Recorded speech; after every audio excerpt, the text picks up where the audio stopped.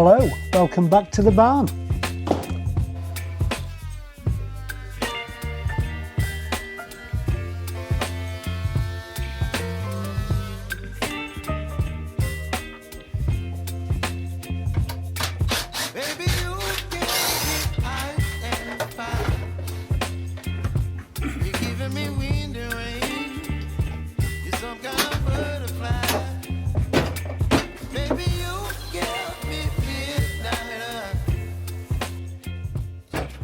I'm excited and nervous all at the same time about this video because it involves taking my planer apart. So just a little bit of a backstory before we get started. So a couple of weeks ago I got an email from FindBuyTool asking me if I want an Helical Head for the Triton Planer. Now about a year ago I got the same email from them, but it was about a DeWalt planer, which I don't have, because at that time they didn't make an Helical Head for the Triton. Now I got the email and disregarded it. Dean over at Woodwork Journey got the same email and decided to email back to FindBuyTool and say, why don't you make one for the Triton? And they did, so fair play to Dean. Now a couple of other things I need to say about Dean before I start this build. Firstly, his video of how to strip this planer down and how to install this appears to be the only one currently on YouTube, so that video is definitely worth a watch. I'll link his videos in the description of this video. Maybe there is another couple of things I need to say. First of all, I've had this planer a few years. It's out with a warranty period. If you're going to buy a brand new planer and swap this head, I'm sure going to default on your warranty, so that's worth bearing in mind. Because this planer's been around a while, there's also a lot of these planers quite cheap on eBay and such sites. Maybe you could consider buying one of these cheap and installing your own head. Now I have to say my blades are ready for changing. The blades have more chips than Harry Ramsden's. Maybe that's a parochial joke, but I think you get the drift. The blades are worn, dull, and in some places chipped. So the timber that's coming through them is a bit scabby at the moment, so hopefully we'll fix that in this video. Now I did put a sample piece of timber through the planer, take a dB rating, see if this cutter improves the decibel rating of the machine. It is by far the loudest machine that I have in the workshop, and going back all them years ago to the small loft workshop, it was absolutely deafening up there. So we'll strip it down, fit this, do another dB rating. Now allegedly it's going to take me 2 hours, but I'm going to take my time. I'm going to get a cup of tea. I've put a sheet on the workbench so I don't lose any parts. I will get a bowl or a container to put small parts in. Just going back to Dean's video, there's a couple of bits of tools I didn't have, and watching Dean's video I decided that I would get from Mr. Bezos's Tool Emporium. A adapter to convert my impact driver, my DeWalt impact driver, to take my socket sets, and also I decided to splash the cash on a cheap bearing puller because there's a bearing I need to take off the end of the roller. And the last piece of advice that Dean gave was to not install all the cutters in the head before you try and install it, because it comes super sharp, and you know my thoughts on sharp things and workshops, they don't go together.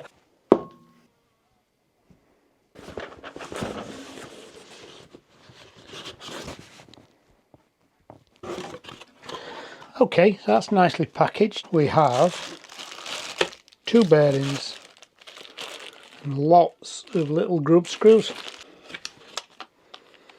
And then in here, like that, is the cutters. I do believe there is some spare cutters with this. This might be the spare cutters.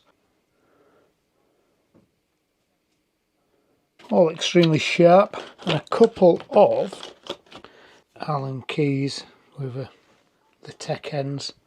Insert out, and then the roller is in here. Wow, and it's really heavy. Wrapped in cling film. Is there anything else in the box? No, that is the contents of the box.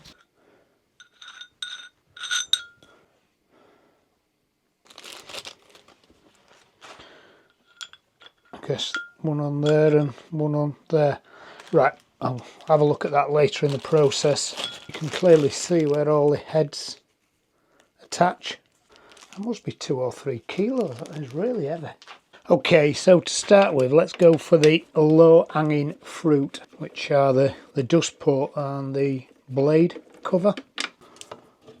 I did note in Dean's video he had a very nice dust extraction port on the end of his, a magnetic one. I might have to investigate one of them, whether maybe he 3D printed his own, I don't know. Of course, the good thing with filming the process is hopefully I find out how to put it back together once I've got it in pieces. That's blade one there. Chip, chip, chip. The ends are okay, quite sharp at the end. They're very well worn of them knives. Right, I need to lay it on its side. Just have a little bungee strap here. I'll just put this round to stop the tables from flapping about.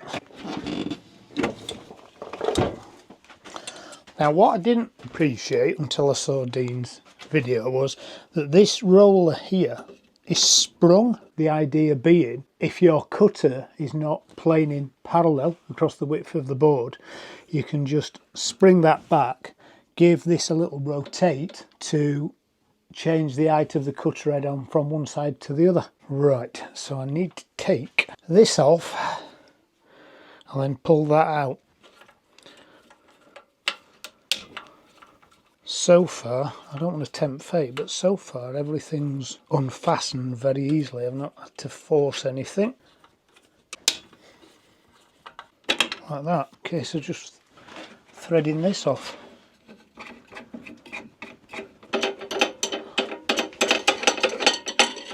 I might have to actually undo them 2 bolts there.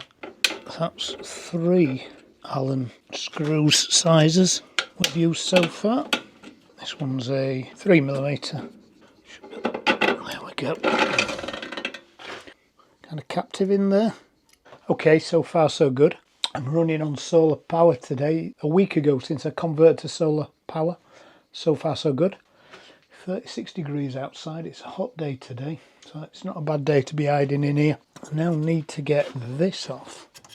So do I need to take that cover off? And if so, does that come off? There we go. That just clips out. And then just take this belt off. Hello, Gracie. How come you're covered in blue paint, Gracie? Take that nut off, which has to come off. Maybe if I take that off, I can just pull the whole thing off, maybe? Or do I just take the belt off to start with? Let's have a look. Now, I do believe this is a reverse thread, so instead of righty-tighty, it's righty-loosey. Unslacken it.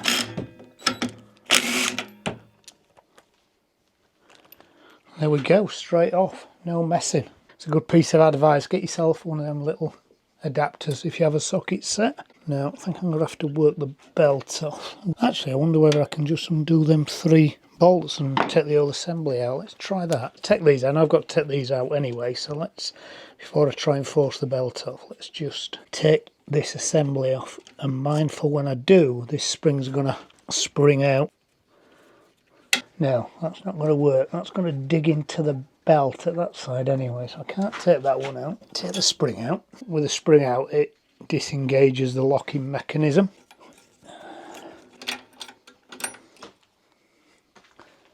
Still no near to getting me pulley off the end then. There must be a way to get these belts off. Ah, there we go. So far, getting the belts off has been the faff. Am I just going to be able to pull this out now, or do I have to take off the other end? I've taken the other side cover off. There's nothing really in there. All the workings are in there. Doesn't really seem as though there's anything to take off at this side. So let's go back to the other side. Okay, so I've just put my bearing puller together. I think this is just going to pull off. As I said, I bought a cheap bearing puller and it actually took longer to put the bearing puller together than it has done so far dismantling this. So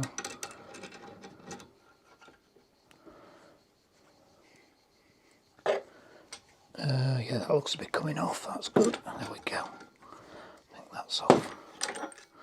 There we go. So there's just there's a little spline in there. Spline, so I need to take that spline piece out. There we go. So don't lose that part. Right, bearing. Bearing on the other side is actually facing this way. So in theory this lot should just pull out. Don't forget I've got a blade in the cutter, so put some gloves on and see whether I can get my hands around it.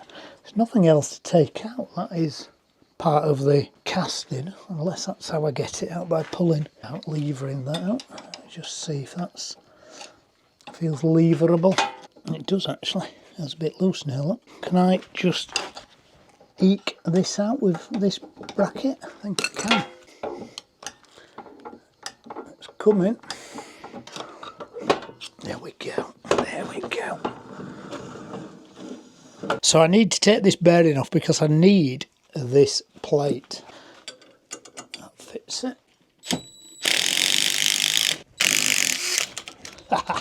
Then on this end I need this off, which is the drive for the rollers. And this just turns off like that. Right, we have now finished with this. So we should be now at the halfway point. So I need to put this drive piece on the end of there like that, tighten it up. So there's a big and a small bearing. Make sure I put the right bearing on the right end. So the small bearing goes on this end. Before I do that, I need to get this out of there. How easy is that going to be to get out of there? Where's my little hammer? Okay, I just need a little bit more of a thwack.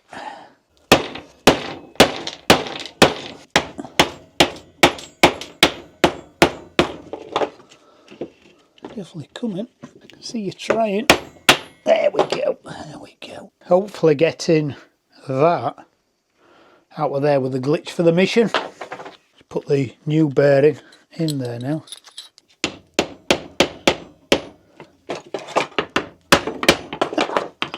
Maybe parquet floor isn't the answer to everything. I've got a vise outside. I could just squeeze it in the vise. There we go, that's got it.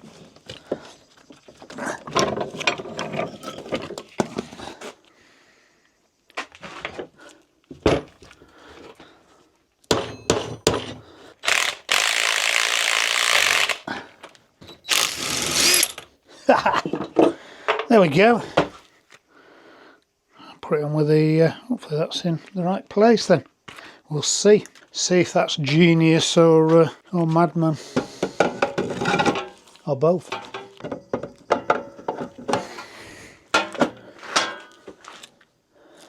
Appears genius.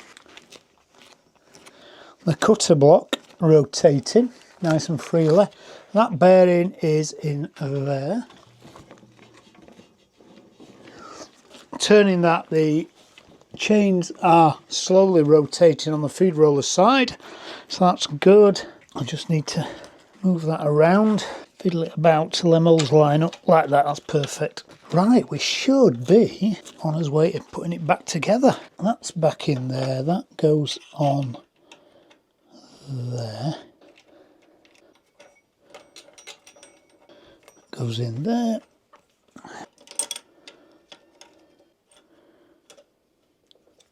Put the spring back on, like that. So that locks, because that covers off, that's locked off. Put the cover back on, presses that. Okay, perfect. Just tighten these two up. Take that out of the way. Roller's still rotating. That's cool. A little spline back in the hole. New one is much meatier. Reverse thread, of course.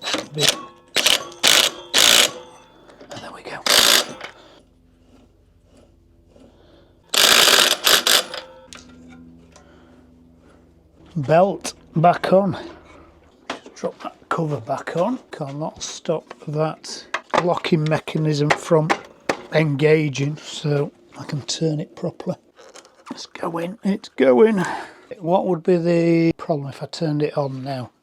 Just to make sure that's running. I don't think there is, unless I throw my hand in it. Let's just plug it in and give it a a rotate, make sure everything is driving okay. We're ready.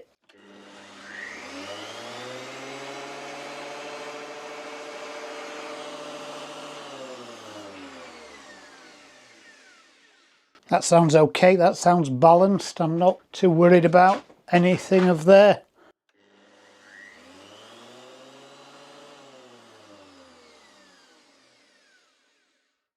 The pulley's working fine, the cutter head is rotating under that guard, no cutters in yet, but it sounds balanced, it doesn't sound like anything's out of kilter. Slight injury, putting that belt back on. I can put that end back on because I didn't actually need this end off anyway. If you want to give it a good spring clean while you're at it. Take that back off because I'm going to have to put the cutter heads back in. So the first thing I need to do is put this back in. Still drinking my same cup of tea here, about 2/3 of the way down it. Just have to tighten it up when I've reattached the bar under the bottom. It'll stop it falling out whilst I turn it over.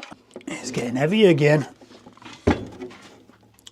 I need to put these back in. Notice that when Dean did his, he totally took apart all this assembly, but it would appear you can just about get away without doing that because the head of the Allen bolt just lets you get the Allen key in.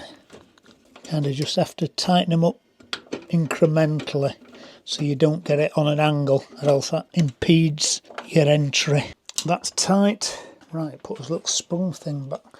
There's sprung door technique back on. 4 of them, only one I've got 4 of. One on that side, and one on that side, which is slightly trickier because of the sprung wheel. That's it, once we can get it started. There we go, we're in.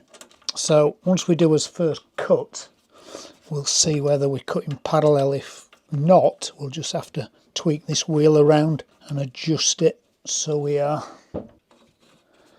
Right, stand it back up again. Wind this down till it's tight, but hopefully not over tight so it doesn't throw out the parallelness. And then put these back in. Just these.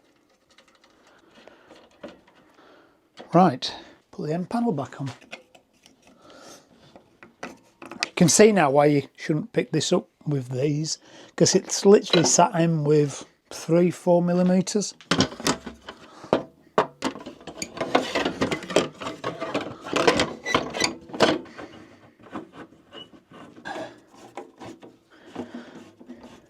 Winding handle, and we are finished. So I have got a big nut that we don't need. That was off the end of the cutter block. We've replaced it with the new nut that came with it, so that's spare. And then I've got 4 bolts which hold the guard on and the extractor on, which we can put on in a little while when I fit all the teeth. So it turns out that the longest part of the entire process is fitting all these teeth. I've already fitted 3 rows. This is the last row. It's just a case of getting them in. Just make sure that they seat properly before you just nip them down. And I'm putting them so this little emblem here is at the bottom left hand corner for them all, so as they get blunt, or if I'm unlucky enough to find a piece of metal, I can just turn them round until of course they are all blunt. If you're unlucky enough to find a piece of metal, then you get 4 bites of the cherry before you have to change your bits. These are very, very sharp. So once we get these in, we'll give it a little power up with the cover on, make sure that they're all correct, and then I'll just take the cover off again and just go around and just make sure nothing's come adrift, nothing's loose, and then we will have a go at planing. See whether it runs quieter, it planes quieter, it planes better, should do, it feeds better. Getting a bit better at putting these in. First couple I did, I was all thumbs. Just before I give it its final nip down, that they're seated properly in them countersunk holes in the middle of the blade.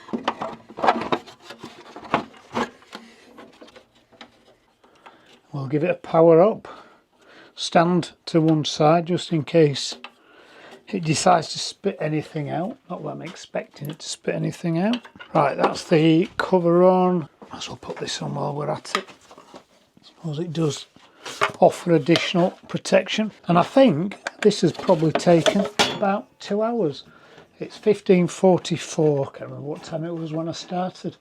But I've had lunch in that time. When I throw all this footage into the video editing software, I'll film the entire process. I won't make you watch the entire process, but get an idea how long it took. I think 2 hours is about fair, as long as it works. The only thing we've got left in here, 6 spare grub screws for the cutters, and we've got the spare cutters, of course. So I managed to get it all back together without throwing any parts away.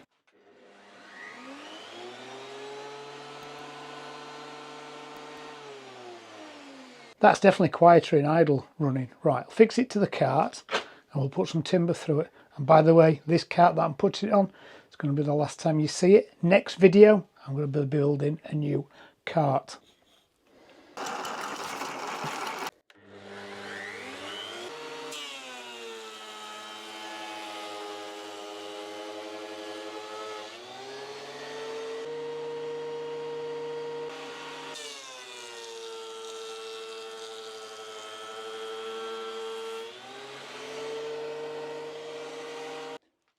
That is lovely and smooth.